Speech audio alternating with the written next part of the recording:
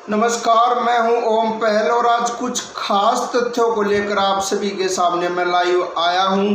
जैसा कि आप सभी जानते हैं कि पिछले लगभग 4.5 महीने से किसान दिल्ली के चारों तरफ बॉर्डरों पर बैठे हुए हैं अपनी मांगों को लेकर, और 350 किसान अपनी शहादत दे चुके हैं इस आंदोलन के चलते।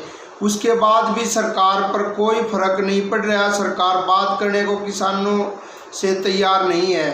देखिए किस प्रकार से सरकार लोगों को बरगला रही है और बीजेपी की कथनी और करनी में कितना अंतर है। सबसे पहले आप प्रधानमंत्री जी का ये बयान सुनिए।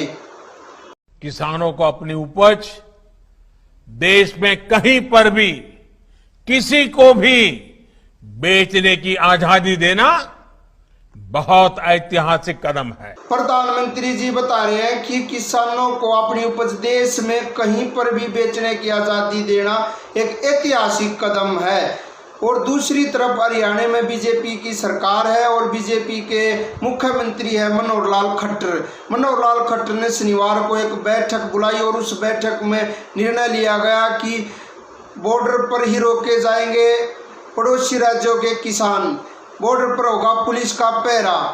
तो एक तरफ प्रधानमंत्री जी कह रहे कि किसान अपनी फसल पूरे देश में कहीं पर भी बेच सकते हैं, दूसरी तरफ मनोहर लाल खट्टर इन्हीं के मुख्यमंत्री कह रहे कि बॉर्डर पर ही रोके जाएंगे पड़ोसी राज्यों के किसान। तो अब सवाल ये उठता कि प्रधानमंत्री जी आप इस तरह से लोगों को क्यों बरगला रहे हैं जब आपके मुख्यमंत्री नहीं घुसने दे रहे दूसरे राज्यों के किसानों को। ये ऐसा पहली बार नहीं हुआ है कि इससे पहले भी प्रधानमंत्री ने इस तरह के बयान दिए हैं। एक बार पंजाब में प्रधानमंत्री ने स्वामीनाथन आयोग की रिपोर्ट में भी कुछ इसी तरह का बयान दिया था। आप उस बयान को सुनिए। कि कांग्रेस ने किसानों के साथ क्या किया। किसानों की बरसों पुरानी मांग थी कि स्वामीनाथन कमेटी के रिपोर्ट को लागू किया जाए, लेकिन जब तक केंद्र में कांग्रेस की सरकार रही वो इसे टालती रही। किसानों की इस मांग को पूरा करने का ऐतिहासिक फैसला भी एनडीए की सरकार ने ही लिया। इस फैसले की वजह से लगभग 2 दर्जन फसलों का समर्थन मूल्य लागत का 1.5 गुना तय हुआ है। प्रधानमंत्री जी दावा कर रहे हैं कि एनडीए की सरकार में ही स्वामीनाथन आयोग की रिपोर्ट लागू की गई है और किसानों को लागत से 1.5 गुना ज्यादा मूल्य दिया जा रहा है। इसमें हम आंकड़े कुछ लेकर आए हैं। क्या वाकई में ही प्रधानमंत्री ने स्वामीनाथन आयोग की रिपोर्ट लागू कर दी है? इस पर हम आंकड़े कुछ लेकर आए हैं। उससे पहले इस साल जो एमएसपी में वृद्धि हुई है फसलों के दामों में, उस पर अमित शाह की फेसबुक से ये आंकड़ा लिया गया जो वृद्धि हुई है। उसमें अमित शाह जी ने कह रहे हैं कि मोदी सरकार का हर दिन हर क्षण किसानों और गरीबों के कल्याण के प्रति समर्पित रहा है। आज रबी फसलों की एमएसपी बढ़ाकर प्रधानमंत्री जी के नेतृत्व में केंद्र सरकार ने अपने उसी संकल्प को पुनः दोहराया है। मैं इसके लिए प्रधानमंत्री जी नरेंद्र मोदी और कृषि मंत्री श्री नरेंद्र सिंह तोमर का हृदयपूर्वक आभार व्यक्त करता हूं। आज मोदी जी ने गेहूं की एमएसपी में 50 रुपये की वृद्धि, चने में 225 रुपये प्रति क्विंटल की वृद्धि, जौ में 75 रुपये प्रति क्विंटल की वृद्धि, मसूर में 300 रुपये प्रति क्विंटल की वृद्धि और सरसों में 112 रुपये प्रति क्विंटल की वृद्धि, कुसुम में 112 रुपये प्रति क्विंटल की वृद्धि की ऐतिहासिक वृद्धि कर किसानों की आय को दुगना करने की दिशा में सार्थक प्रयास किया है। ये आंकड़ा अमित शाह की फेसबुक की पेज से लिया गया और ये दावा अमित शाह ने किया है। तो कुछ तथ्य हम लेकर आए हैं। क्या वाक्य में ही स्वामीनाथन आयोग की रिपोर्ट को लागू किया गया है, उसमें हम आंकड़े कुछ देते हैं।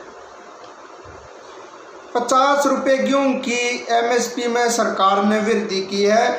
1 किले में 20 क्विंटल गेहूं निकलता है, जिसे 1000 रुपये 1 एकड़ पर यानी 1 किले पर 1000 रुपये की वृद्धि हुई है।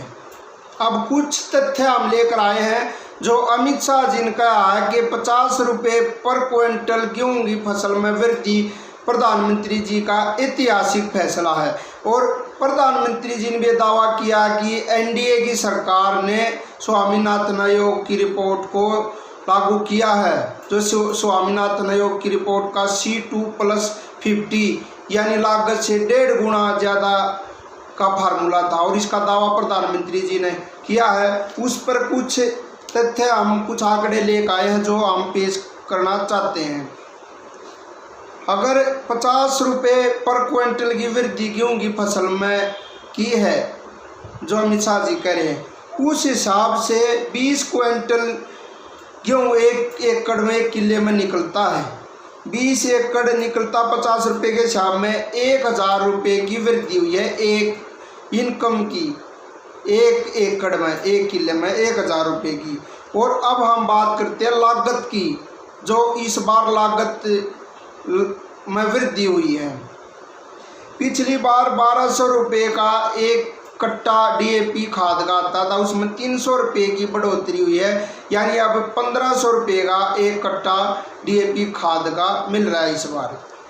और जो तेल डीजल है, जो ट्रैक्टर जिससे चलता है, डीजल पिछले साल डीजल का रेट 67 रुपये लीटर था, इस बार 88 रुपये पर लीटर है।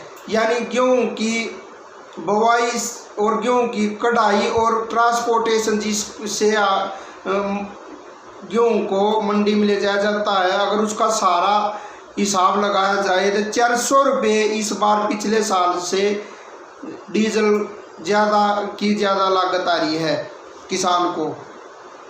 मजदूरी लगाई जाए पिछले साल से, जो गेहूँ कढ़वाते टाइम मजदूर लगाए जाते हैं, उसमें 500 रुपये की ज़्यादा मजदूरी में वृद्धि हुई है पिछले साल से। और 200 रुपये स्प्रे की दवाई में पिछले साल से 200 रुपये की स्प्रे करने में ज़्यादा लागत इस बार आई है।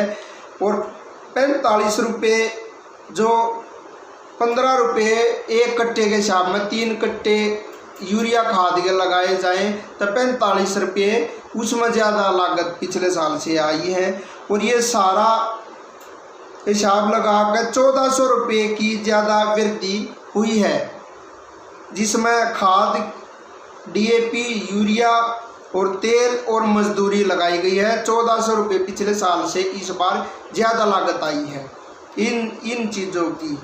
उस हिसाब से अगर जो दावा प्रधानमंत्री जी कह रहे हैं स्वामीनाथन आयोग का, उस हिसाब से अगर देखा जाए तो 3500 रुपये पर एकड़ पर ज़्यादा मुनाफा देना था, जो 1000 रुपये मिला है।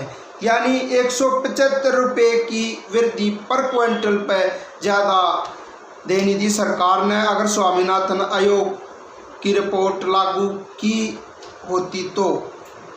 और सरकार ने दी केवल 50 रुपये की वृद्धि की है 1 क्विंटल पर, जबकि स्वामीनाथन आयोग की रिपोर्ट के हिसाब से 175 रुपये ज़्यादा की वृद्धि करनी थी। ये C2+50 का फार्मूला जो मोदी जी कह रहे हैं, मोदी जी ये तो A2+FL का भी फार्मूला नहीं है। स्वामीनाथन आयोग का A2+FL का भी फार्मूला नहीं है, और आप बात कर रहे हो C2+50 की। इतना ही नहीं, बीजेपी के प्रधानमंत्री जी, अब मैंने यहाँ पे बीजेपी के प्रधानमंत्री क्यों कहा, क्योंकि पिछले 2 महीने से प्रधानमंत्री जी जो रैली करते घूम रहे हैं, आसाम में, कभी केरल में, कभी पश्चिम बंगाल में, वो क्या देश के लिए कर रहे, वो अपनी पार्टी के लिए कर रहे। इसलिए मैंने बीजेपी के प्रधानमंत्री का और 2 मई के बाद वो देश के प्रधानमंत्री होंगे। अगर अपनी पार्टी के लिए प्रचार करते घूम रहे पिछले 2 महीने से, तो वो बीजेपी के ही प्रधानमंत्री होगी कहलाए जाएंगे जब तक। इतना ही नहीं, प्रधानमंत्री जी जो बीजेपी के प्रधानमंत्री कहने की एक और बात है। अब 2 दिन पहले प्रधानमंत्री मोदी पश्चिम बंगाल में रैली कर रहे थे और उनके कार्यकर्ता को कुछ दिक्कत आई। ये आप वीडियो देखिए। ये जो पीएमओ की मेडिकल टीम है, वो जहाँ जाए वहाँ वो कार्यकर्ता पानी के अभाव में कुछ तकलीफ हुई है, तुरंत उनकी जरा मदद कीजिए। मेरे साथ जो डॉक्टर्स आए हैं वो जरा उस हमारे साथी की मदद करें। यहाँ का कोई अपना बंधु पानी के अभाव में शायद उसको तकलीफ हुई है। जिस वक्त बंगाल में अपने कार्यकर्ता की पीएमओ की डॉक्टर टीम से मदद करवा रहे थे, उसका इलाज करवा रहे थे मोदी जी, उसी वक्त रोहतक में इसी बीजेपी सरकार द्वारा किसानों के ऊपर लाठीचार्ज करवाया जा रहा था।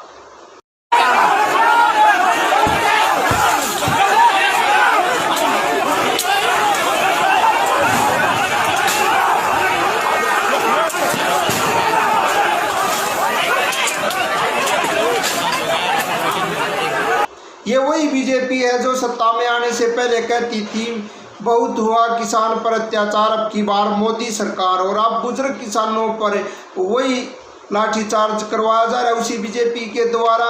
एक तरफ तो किसान दिल्ली की चारों तरफ दिल्ली के बॉर्डरों पर बैठे हुए हैं पिछले 4.5 महीने से, और 325 से भी ज़्यादा किसान अपनी शहादत दे चुके हैं। प्रधानमंत्री ने एक भी शब्द इसके ऊपर नहीं बोला।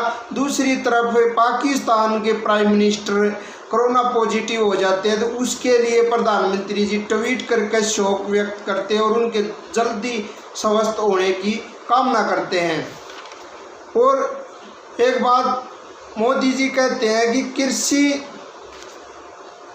कृषि में प्राइवेट सेक्टर को बढ़ावा देने का वक्त आ गया है। कृषि में प्राइवेट सेक्टर को बढ़ावा देने से किसने रोका मोदी जी, हम ये पूछना चाहते हैं।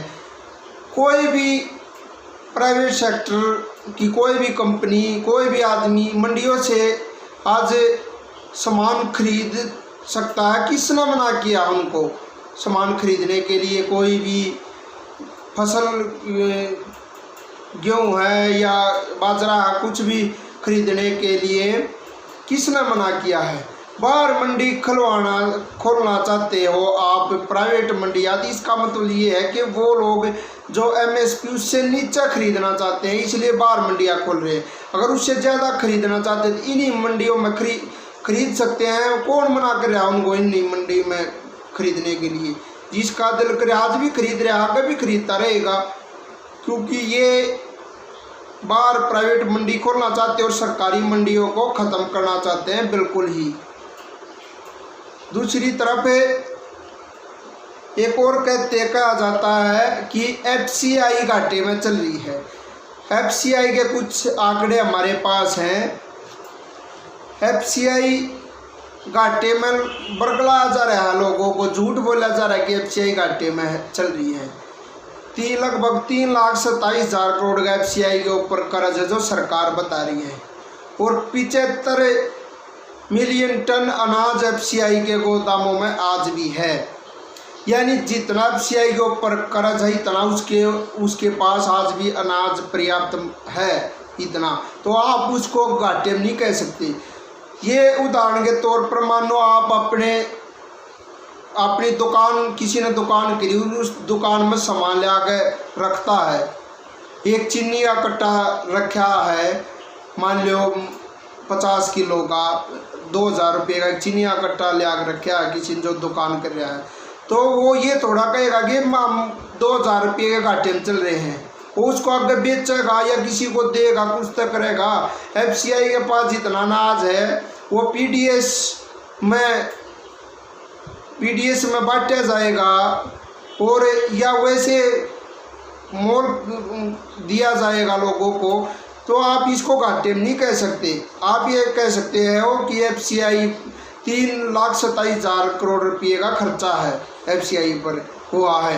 ये नहीं कह सकते कि वो घाटे में। ये लोगों को बरगलाया जा रहा है, एफसीआई को बेचने के लिए उनका ध्यान, उनका दिमाग डाइवर्ट किया जा रहा है। ये हवा बनाया जा रहा है कि एफसीआई घाटे में, ताकि उसको बेच सकें। ये सरकार किसी चीज़ को बेचने से पहले हवा बनाती है, उसको घाटे में दिखाती है, लोगों को बरगलाती है। हर चीज़ पे बहुत प्रचार और प्रसार किया जाता है। इसी तरह से नोटबंदी पूरी तरह से फैल रही। 4 करोड़ लोगों का रोजगार खत्म हो गया नोटबंदी से, और उस पर अपनी इन्होंने कुछ दिन के लिए पीठ थपथपाई कि नोटबंदी से ये कर दिया वो कर दिया। यहाँ तक कि अब 2-3 दिन पहले जो हमारे जवान छत्तीसगढ़ में नक्सलियों द्वारा हमले में शहीद हुए हैं, उस टाइम ये खुद ये कहते थे कि इस नोटबंदी से आतंकवादियों की और नक्सलवाद की कमर तोड़ दी है हमने पूरी तरह से। ये देखिए गृह मंत्री जी उस टाइम पर क्या, आज के गृह मंत्री उस टाइम बीजेपी के अध्यक्ष होते थे, देखिए वो क्या कहते थे। इस फैसले के बहुत सारे हकारात्मक पहलू हैं। एक ही झटके में इस फैसले से देश के टेररिज्म की कमर तोड़कर रखी है। आप मेरी बात मानकर रखिएगा, किसी भी खुफिया एजेंसी के व्यक्ति को पूछ कर रखिए। एक ही फैसले ने नक्सलिज्म को आज बर्बाद करने के कगार पर खड़ा लिया है। उनकी उगाही पूरी समाप्त हो गई, जो पैसे पड़े थे वो बर्बाद हो गए। और ये हमला सब ने देखा। गृह मंत्री कह रहे हैं कि पूरी तरह से कमर टूट जाएगी इस फैसले से नक्सलियों की। आज गृह मंत्री क्या कहते हैं उन शहीदों के बारे में, एक बार उसको सुनिए। हमारे जवान शहीद हुए हैं, मैं उन सभी जवानों को श्रद्धांजलि भी देता हूं। हम तो पूछना चाहते हैं बीजेपी से, जो आप कह रहे थे कि आतंकवाद खत्म हो जाएगा, और बिहार इलेक्शन में इनके जो आज के वर्तमान अध्यक्ष है जेपी नड्डा, वो कहते हैं कि अगर बीजेपी बिहार में बीजेपी की और नीतीश कुमार की सरकार नहीं बनी तो 300 आतंकवादी खड़े हैं बॉर्डर पर, वो हिंदुस्तान में घुस जाएंगे। तो उस नोटबंदी के क्या फायदे हैं जो फायदे गिनवा रहे थे। आज जवान और किसान बहुत दुखी हैं, जवान भी बहुत दुखी हैं इनसे। एक वीडियो में दिखाना चाहता हूं जिसमें जवान कितने दुखी हैं, देखो एक बार। सबके लिए बात है, अपने लिए थोड़े जो मुकरे, अपने लिए ही ना इसको बोल रहा था, नहीं बोल रहा था कि तुम्हारा ही इंडिविजुअल। एक दिन विजयपाल नगर बोला, उसको भी चुप करा। ये नॉन बीपी गाड़ी में आदमी जा रहा है, तो बताओ कि ये क्या, यहाँ बीपी गाड़ी में आदमी सुरक्षित नहीं है, नॉन बीपी में लेके जा रहा है। ये तो हम लोग की जिंदगी के साथ खिलवाड़ किया जा रहा है। जबरदस्ती बोलने के बाद जो है, उसके बाद जबरदस्ती थोपा जा रहा है कि तुम जो है यहाँ बगावत कर रहे हो। ये बात जो है बताने का कमांडर का काम है, ठीक है। कमांडर नहीं बताएगा तो हम अपना जिंदगी बर्बाद कर रहे हैं ना जी, जानबूझ के। कमांडर नहीं बोलेगा, कमांडर को क्या जरूरत है बोलने का, वो तो नहीं बोलेगा। सेक्शन कमांडर क्या करेगा, सेक्शन को लेके अपने ओसी साहब 5 आदमी को लेके अपना बीपी उसमें और 10 आदमी जा सकता है कि नहीं? ये पूरा सेक्शन को ले चले उसी में, वहाँ जब रहता ही है तो। एक बड़ा ट्रक एक अलगे, यहाँ जो मरने वाला है सबको छांट के भेज दिया, जाओ मरो इसमें।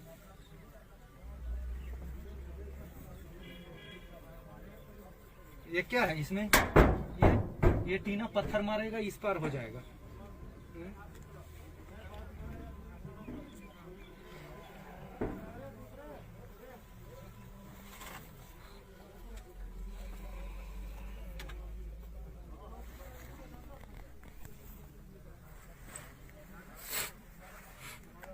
बहुत बेकार व्यवस्था है, पूरा गाड़ी कबाड़ा दे रखा है।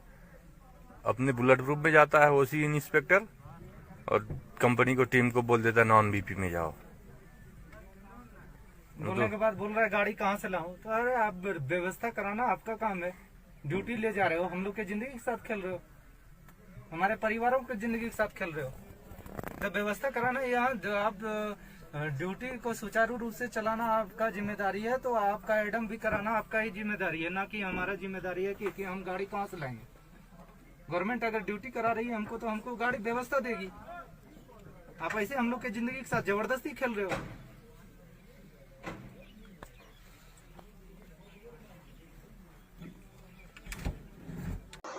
देखा आपने किस प्रकार से जवानों की जान के साथ खेला जा रहा है। उनको कोई सुरक्षा नहीं मुहैया करवाई जाती। ऐसे जगह पे भी जहाँ नक्सलियों का गढ़ है या पुलवामा जैसे जहाँ खतरनाक अटैक हो चुके हैं, वहाँ पर भी जो बीजेपी प्रचार के लिए हजारों करोड़ रुपए खर्च करती है, अपने एक एक सांसद को हेलीकॉप्टर मुहैया करवाती है चुनाव प्रचार करने के लिए, वो जवान और किसानों की उस बीजेपी के राज में जवान और किसानों की क्या हालात हैं आज, ये आप खुद देख सकते हो। एक ही फैसले ने चुनाव के अंदर से कालाबाजारी पर रोक लगाया है। एक ही फैसले ने कालाबाजारी और पैरेलल इकोनॉमी जो चलती थी उस पर रोक लगाया है। अब गृह मंत्री जी कहते थे कि नोटबंदी से चुनाव में खर्च होने वाली कालाबाजारी से रोक लगी है। क्या वाकई में ही रोक लगी है? आइए देखते हैं ये वीडियो।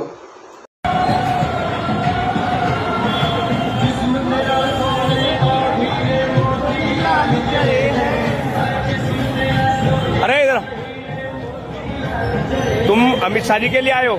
अमित शाह जी के लिए आए हो? वो कौन के साथ में आ जाएंगे? नहीं, जो गृह मंत्री है अमित शाह जी, जिनकी तुमने फोटो ली हुई है बीजेपी वाले, उनके लिए आए हो ना? मुझे पता नहीं भाई। मैं बीजेपी से ही हूँ और मैं तुमसे ये पूछना चाह रहा हूँ कि मैं अगर तुम्हें बुलाता हूँ तो तुम कितने पैसे में आओगे? कितने पैसे लोगे? 500 रुपए दिहाड़ी भाई साहब। 500 रुपए? कितनी? 500 रुपए दिहाड़ी। आप अमित शाह जी के लिए आए हो पर्सनली? जो बीजेपी से आए हैं अमित शाह जी के लिए आए हो? ठीक है। कितने पैसे लेंगे? 500 रुपए। चलो ठीक है। किस प्रकार से चुनाव में भीड़ जुटाने के लिए पैसा अंधाधुंध पानी की तरह बहाया जा रहा है बीजेपी सरकार द्वारा। हर जगह यही हाल है भीड़ को इकट्ठा करने के लिए। और पहले कहते थे कि नोटबंदी के फैसले ने पैरेलल इकोनॉमी पर रोक लगाई है। क्या वाकई में रोक लगी है? हर जगह चुनाव प्रचार के लिए भीड़ इकट्ठा करने के लिए पानी पैसे की तरह बह रही है बीजेपी। लूट तंत्र से लोभ तंत्र की, लूट तंत्र से लोकतंत्र की शादी हो गई। बापू तेरे देश की बर्बादी हो गई। बापू तेरे देश की बर्बादी हो गई। पैसा को हो जे वाला ने सुन साथ में खाली रहो ने, चलो ने। हाँ काल जेल तो करो।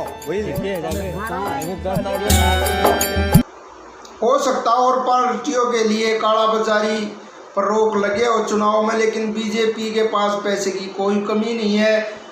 500 से अधिक अपने जिला स्तर पे अपने जो ऑफिस बहुत बड़े बड़े कार्यालय बनाए हैं बीजेपी ने भी, और 450 कार्यालय का और काम चल रहा है। दिल्ली में अपने हेड ऑफिस का बहुत बड़ा निर्माण किया अभी बीजेपी ने। तो इस वीडियो में इतना ही। आगे फिर किसी वीडियो में ज़रूर मिलेंगे। अगर ये वीडियो आपको पसंद आई हो तो लाइक कीजिए, कमेंट्स कीजिए और शेयर कीजिए। तब तक के लिए अपना ख्याल रखिए। नमस्कार। तू तब बगा डोलड़ा रे मोरी खोले रे, बगा डोलड़ा रे मोरी खोले। तू तब बीत नदी में बरते